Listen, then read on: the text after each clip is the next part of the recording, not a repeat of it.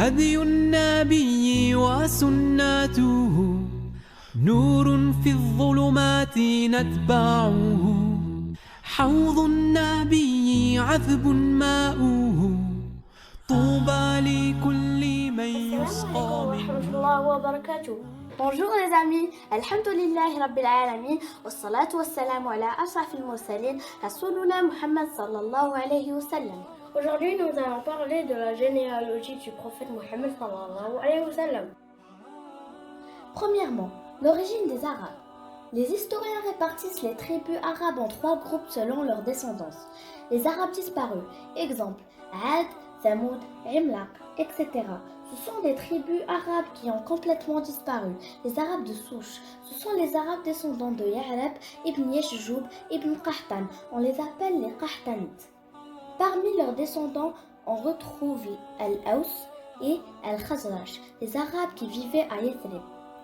Les Arabes d'adoption, ce sont les descendants d'Ismaïl alayhi salam. On les appelle les Arabes Adnanites. Parmi leurs descendants, on retrouve les Quraysh. Deuxièmement, la généalogie du prophète Muhammad sallallahu alayhi wa sallam. Adnan, dont se réclament les Arabes Adnanites, est le 21e ascendant de la chronologie du prophète Muhammad sallallahu alayhi wa sallam. On raconte que le prophète Muhammad sallallahu alayhi wa sallam, en mentionnant sa généalogie, s'arrêtait toujours à Adnan disant « Les généalogistes mentent, on ne doit pas dépasser Adnan ». D'après certains savants, il y aurait entre Adnan et le prophète Ibrahim alayhi salam 40 ascendants. Voici la liste des ascendants du prophète Muhammad sallallahu alayhi wa sallam, dont l'authenticité fait l'unanimité des biographes et des généalogistes. Il est Muhammad, fils de Abdallah, fils de Abdul Muttalib, fils de Hashim, fils de Abdi Manaf, fils de Qusay, fils de Kilab, fils de Murra, fils de Kab, fils de Lu'ay, fils de Ghalib, fils de Fish, surnommé Quraysh et ancêtre de la tribu du même nom, fils de Iyas, fils de Moudar, fils de Nizar, fils de Ma'ad, fils de Adnan. Le prophète sallallahu alayhi wa sallam dit إن الله اصطفى من ولد إبراهيم إسماعيل واصطفى من ولد إسماعيل بني كنانة واصطفى من بني كنانة قريشا واصطفى من قريش بني هاشم واصطفاني من بني هاشم. Allah a choisi parmi les fils d'Ibrahim Ismaïl, parmi les fils d'Ismaïl Kinana, parmi les descendants de Kinana Quraysh, parmi les descendants de Quraysh Hashim et parmi les descendants de Hashim moi-même. La famille du prophète sallallahu alayhi wa sallam est connue sous le nom de la famille Hashimite par référence à son grand-père Hashim ibn Abd Manaf qui était en charge du ravitaillement en eau et en alimentation des pèlerins. Hashim avait 4 fils, Asad, Abu Sayfi, Nadla et Abdul Muttalib, et 5 filles, Ashifa, Khalida, Da'ifa, Ruqayya et Jannah. Abdul Muttalib quant à lui avait 10 fils, Al-Harith, Al-Zubayr, Abu Talib, Abdullah, Hamza, Abu Lahab, Ridaq, Maqwan, Safa, Al-Abbas.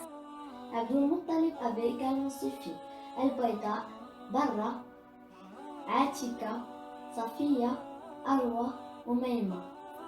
Troisièmement, histoire du vœu fait par Abdul Muttalib. Abdul Muttalib fit le vœu que si Allah lui donnait 10 fils capables de le défendre, il en sacrifierait un. En effet, lorsqu'il eut 10 fils tous capables de le défendre, il les informa du vœu qu'il avait fait et mit alors leur nom dans son couple. Lorsqu'il tira au sort, c'est le nom de Abdullah qui en sortit. Il se saisit alors de celui-ci et muni d'un couteau, Abdul Muttalib se dirigea vers la Kaaba pour l'immoler. Les Qurayshites l'en empêchèrent. Abdul Muttalib ne sut alors que faire de son vœu. On lui suggéra de consulter une devineresse, Kahina, ce qu'il fit aussitôt.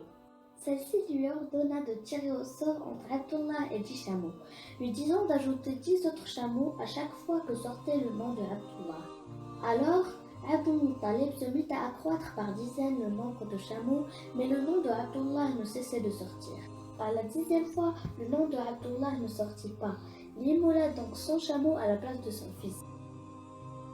Quatrièmement, mariage d'Abdullah ibn Abd Muttalib et Amina bint Wahb.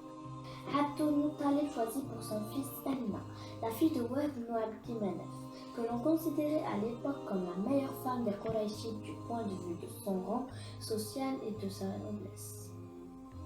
Peu après son mariage, Abdullah sortit de la Mecque en voyage en direction de Yathrib où il tomba malade et trouva la mort.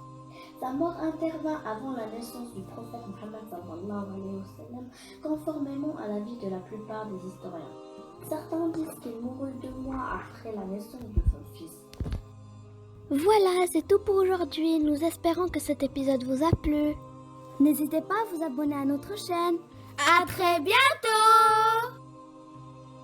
اللهم صل على محمد صلى الله عليه وسلم واعف عنا واغفر لنا واقسم لنا من رحمتك يا الله يا الله اللهم صل على محمد صلى الله عليه وسلم واعف عنا واغفر لنا واقسم لنا من رحمتك يا الله